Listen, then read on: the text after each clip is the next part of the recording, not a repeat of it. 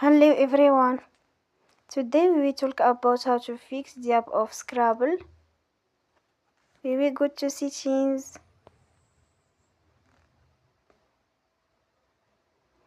Then we click on apps. After that you will search the app Scrabble.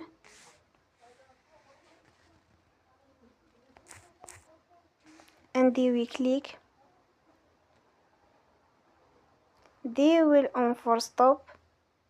After that you will go to storage. Then we click on clear cache.